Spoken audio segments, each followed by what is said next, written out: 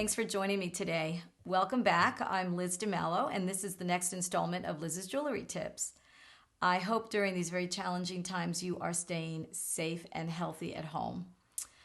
So I have a question for you. Did you happen to see one of the recent videos that I put up about finding Hallmark stamps in your jewelry? Well, I certainly hope that you did find some treasure in that jewelry box, but while you were doing the search, did you happen to come across any clear stones that you questioned whether or not they were real or fake diamonds? Well, that's exactly what today's installment is going to be about.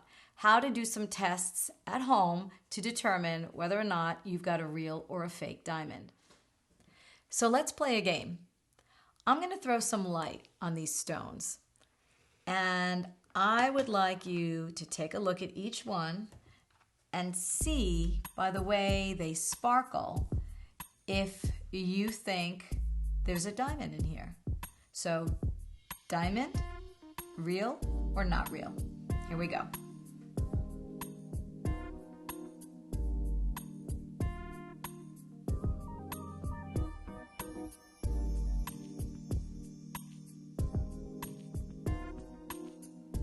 Okay, so take a look at the numbers, make your choice, and I'll give you the answer at the end of the video.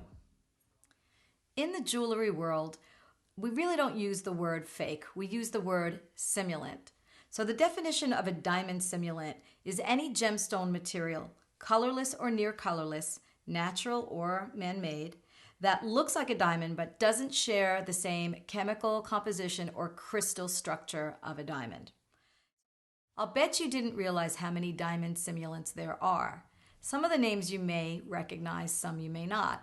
For instance, there is white sapphire, there's topaz, there's cubic zirconia, there's zircon, which is different from cubic zirconia because zircon is natural, cubic is not. You've got YAG, GGG, synthetic rutile, you have strontium titanate, it goes on and on and on. And you may even recognize some of the trade names of these simulants like Fabulite, Diagem, and Diamonique. Diamond has very high thermal conductivity. That means that when you breathe on it and you put steam on it, it actually pulls the steam away very quickly, usually within 3 seconds. So let me show you what it looks like when you breathe on a diamond and you can count it down.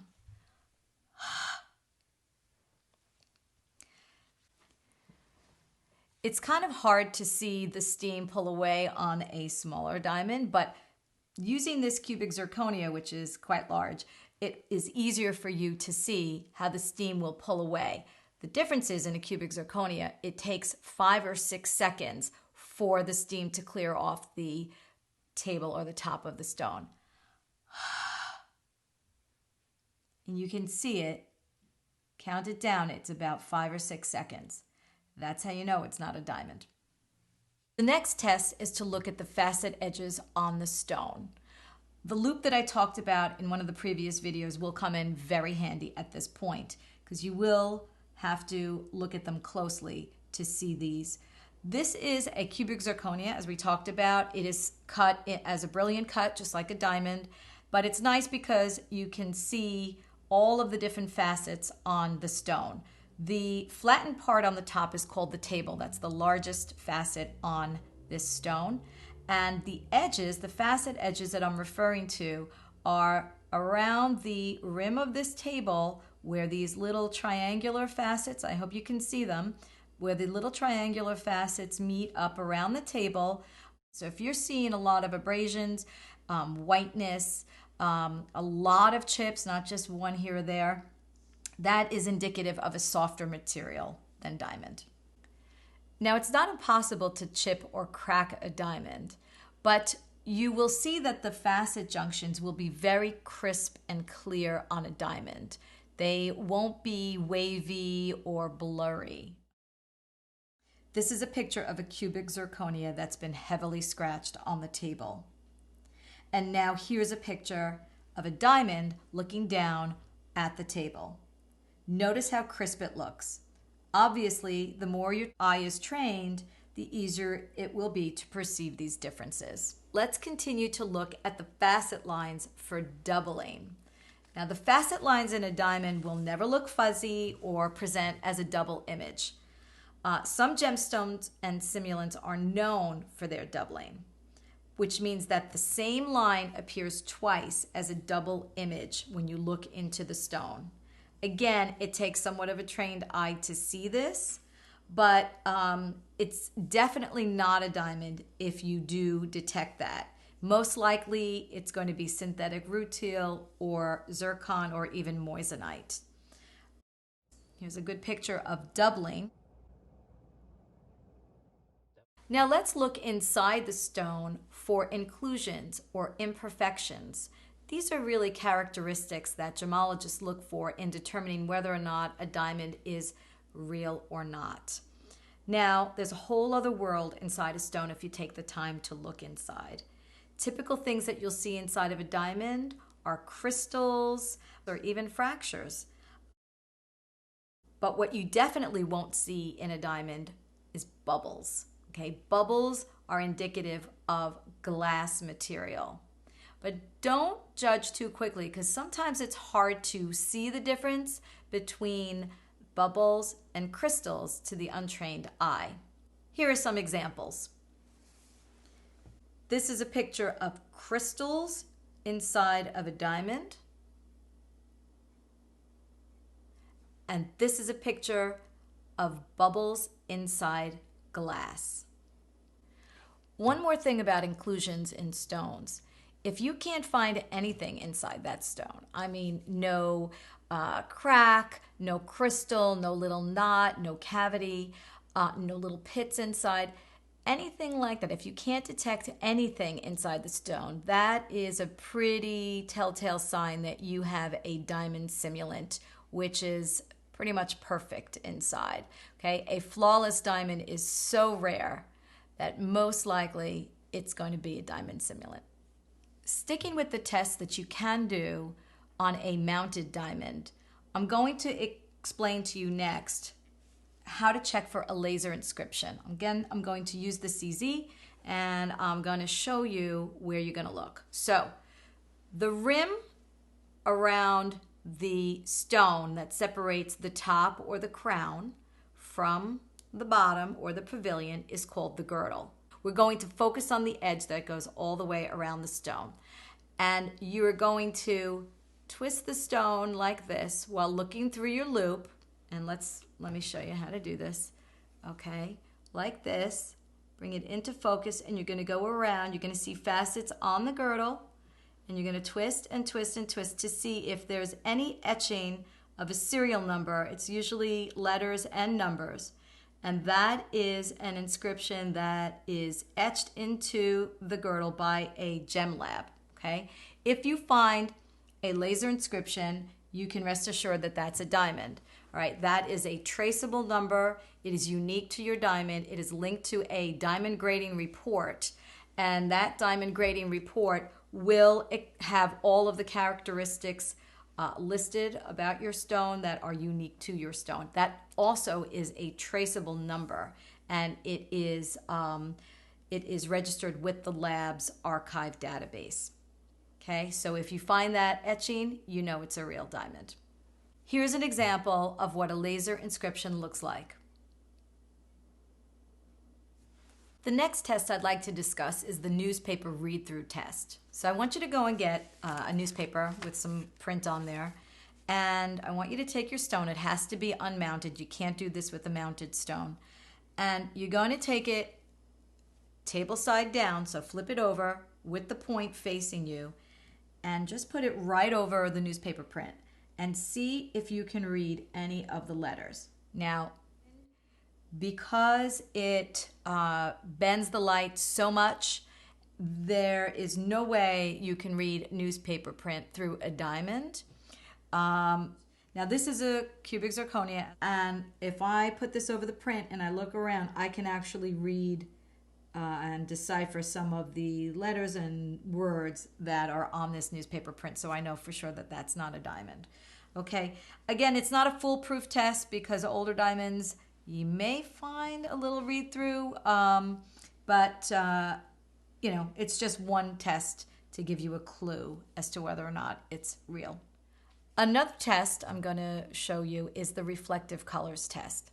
Now, when you look inside of a diamond, you will see shades of gray and shades of white, okay? And the reflective colors that come out of the diamond are actually going to reflect on other surfaces.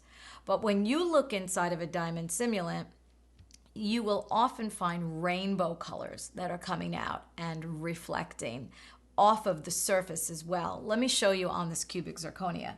So I'm going to take a little pen light, and actually I don't even have to take it out of the box. If I go like this, hopefully the camera can pick up all of those reflective colors, and in some cases they really look rainbowish. And there's one other thing in specifically cubic zirconia that's important to note. If I turn it over, okay, table side down with the point up, the culet up, okay, and I reflect pretty much some natural light. And I'm not sure you're going to be able to see this in this camera, but there's something called an orange flash.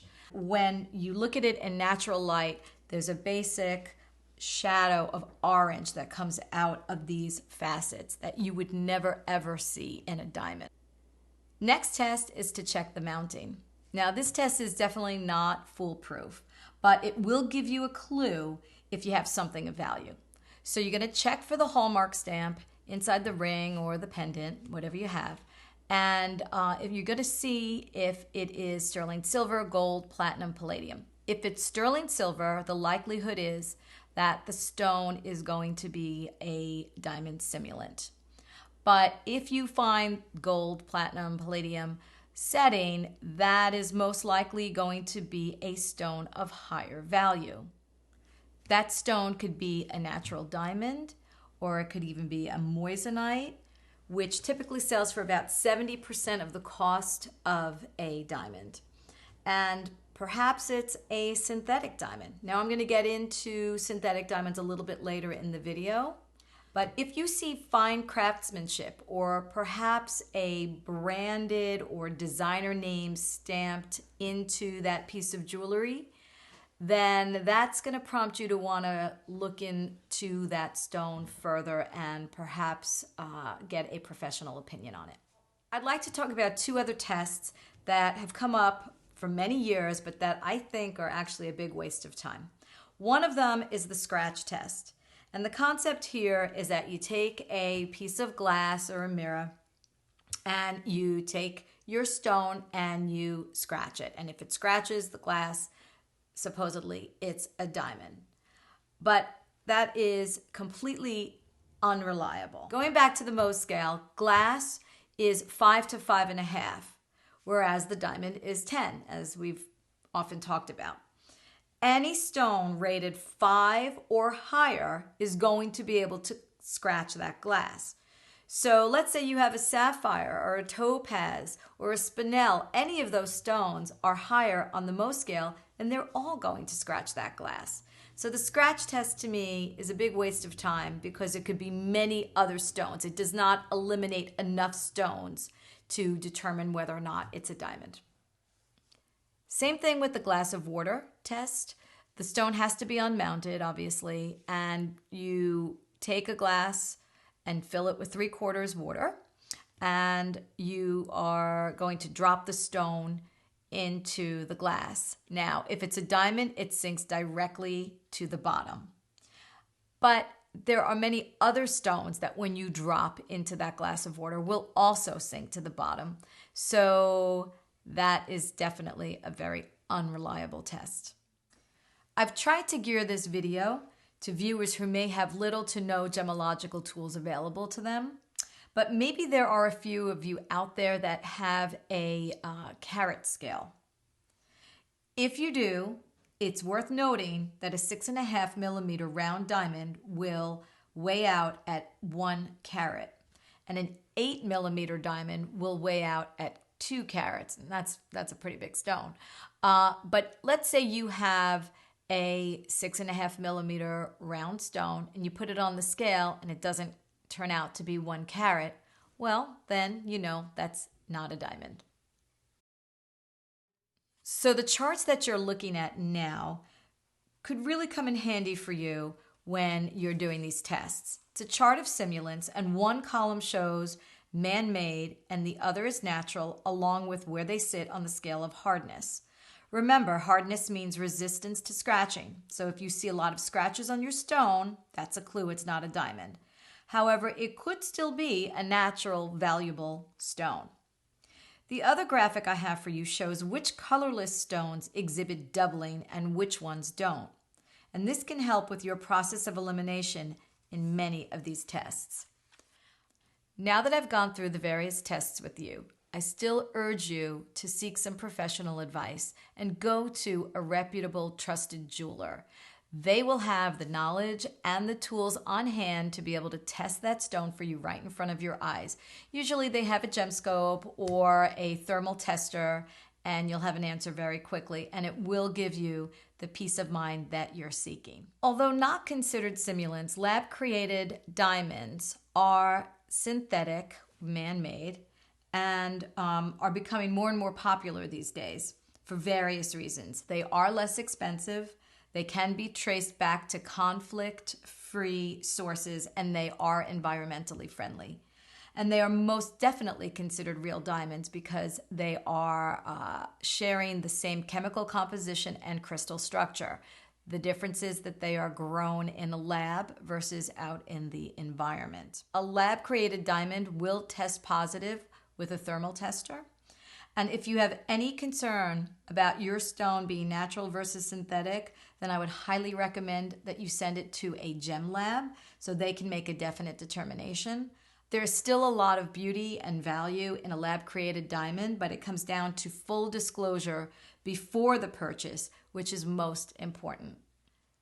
So what do you think? Did you guess whether or not there's a real diamond in here?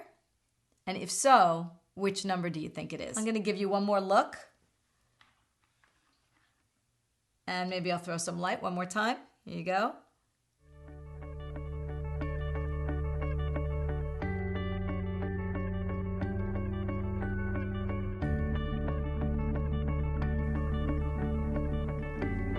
Which number, if any?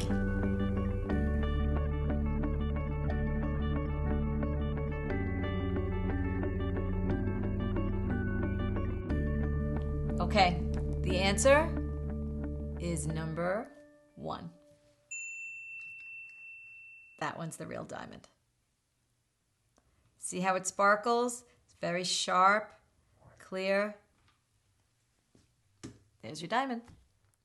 So to wrap things up, no matter the identity of the gemstone, it's the sentimental and emotional attachment that you have to that piece of jewelry that is perhaps the highest value of all.